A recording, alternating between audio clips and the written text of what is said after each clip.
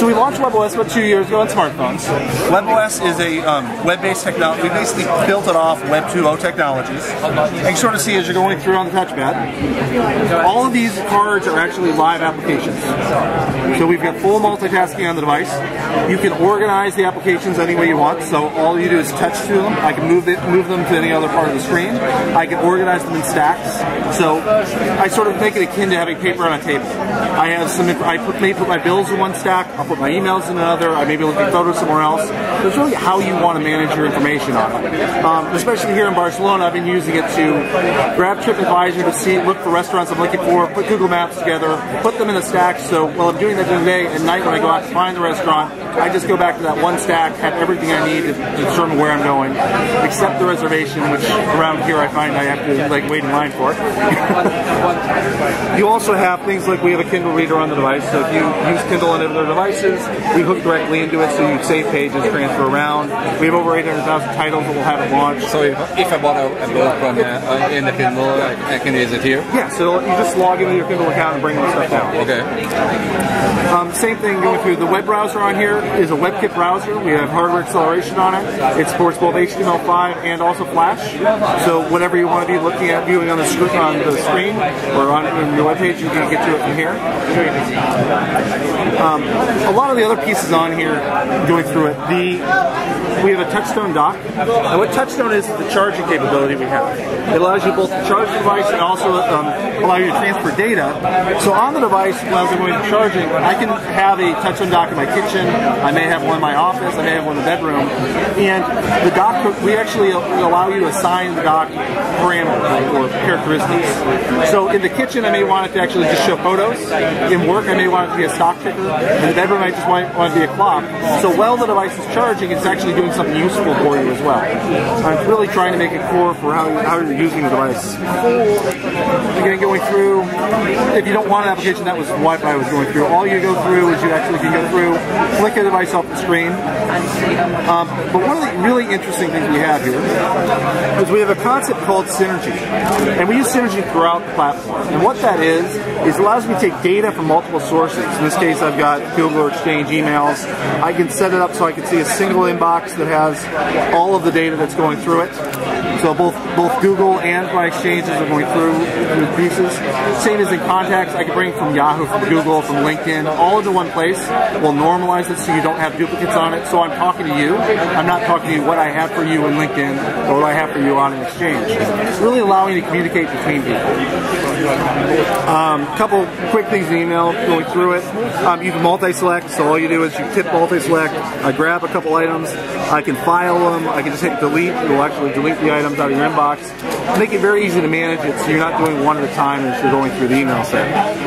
And because people are different, if you tap these little handles, you actually can go through, extend it so I can just see the email pane, I can see really any organization on it, so trying to really manage how you want to do email, not how we want you to, or believe you should. And when you launch another email, in this case I'll just respond to this to show it, we'll launch a new card. So I tend to have lots of draft emails on my, as I'm going through it.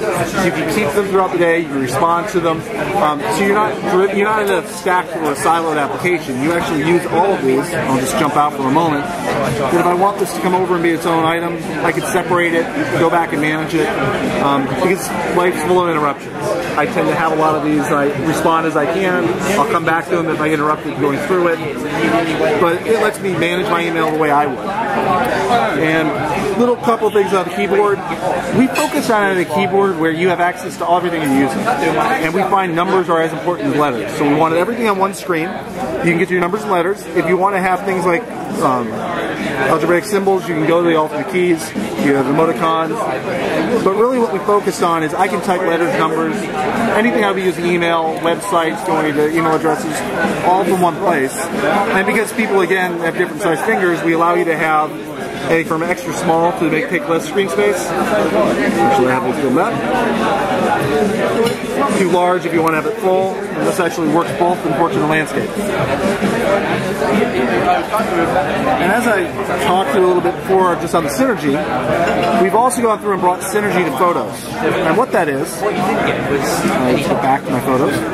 This allows me to see all my photo albums I have on my device that I have locally. I also have from Facebook, from Snapfish, from PhotoBucket, anybody else that we build a plugin for can see all the photos here. You can scroll through the film strips on them. If I tap on a photo and this one's in Facebook, all I actually do, I can do Facebook comments directly to it, so I don't have to go to a custom app. I just go where I'm looking for my photos. I also have the ability, and this is one of the things with HP, you can print directly from this, whether it's an email app or the photo application. We actually support any of the network printers we've shipped in the last 5 years. There's tens of millions of them. Or you can use our ePrint system if you're not on that network to actually send this over email to actually print directly to either your printer or to something like a FedEx or a Staples, anything that has a printing services. Again, as you go through, it goes through, minimizes back to where it was. And lastly, one of the things, and this is, we gave these guys, the guys in the Army Squadron, the SDK about, I think we did about 2.5. So we gave them about 3 days. They took their game, ported it over to the platform, and this really, and we showed this off the night when we announced, this is in demo mode. When you bring it into live mode, it uses the gyro, uses the accelerometer we have on it. I'm going to go back to demo, but we just crash about that point normally. But really using all the sensors on the device, and with WebOS, you just stop it in place when you're pausing it. You tap back on it to bring it to resume your battle or resume the game you're playing with. Really, you're not jumping in and out. You can take distractions, because that's sort of what life is, and go through any of the applications you have here and organize it however you'd like. So that's, again, a really quick thing. I guess one last thing I usually touch on is we have a concept called Just Type, and this is really how the Palm DNA of pen to paper.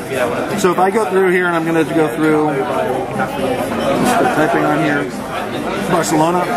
I can search Google. I also have the capability here that I can go through. We have a concept called, or there's a web concept called Open Search. So if you have Open Search on your website, we allow you to add this as a custom search, so I could search through ESPN, or I could jump out to any other site using it. Or what I use it most for, it searches through your application, it searches through your contacts, your email, or if it's something new I'm looking for, I just create a new task. So I can create an email from here by typing into it. I can go through and do a Twitter post, I can do a Facebook post. I just type in and go. I don't have to open the application. I just have to drive it from just typing on the device, whether it's opening a keyboard on a smartphone or just tapping on the screen for a yes, so it has a dual-core 1.2 gigahertz processor from Qualcomm. It's the 8055, and it's the 3rd generation Snapdragon. You have, it comes either in a 16 or 32 gigabyte variant for the amount of memory that you put on it. We have a 1.3 megapixel camera on the front, so you can do video calling, and we have applications we've been working with the Skype to actually show you video calling on the device. It comes with Beats Audio, so we have speakers on it, so it's in stereo, and we also have the Beats Audio headset jack, so you can have the full headset and have great stereo sound coming out of this. Standard Bluetooth, so it's Bluetooth 2.1, EDR, HTTP. The Wi-Fi is BGNN. We're coming out with this this summer, and we'll follow with a 3G and a 4G variant of this year. So any way you want to connect to it and really have you been watching the great performance as you're going through different apps. What about an app?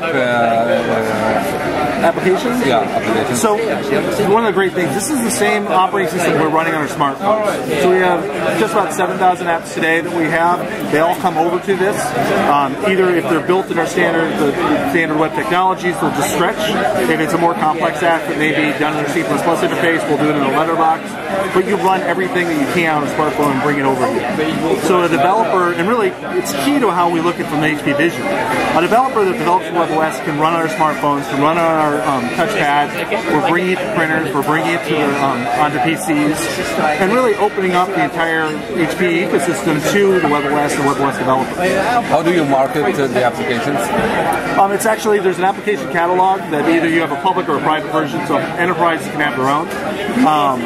Can I download an application from the device? Yeah, everything's through the device, so you don't have to plug it in. How do you do it? We're not. So normally I'm not showing the app catalog today, but there is an app catalog, which basically you just tap on the app catalog. It will give you a list of all the applications, and then you can go through and download it. What about launch date of the device? This summer. This summer? Yeah. So we haven't announced regions or pricing on it, but we're targeting this summer for launch. And the price? Again, we have not announced pricing at all. Okay. Okay. Thank you very much.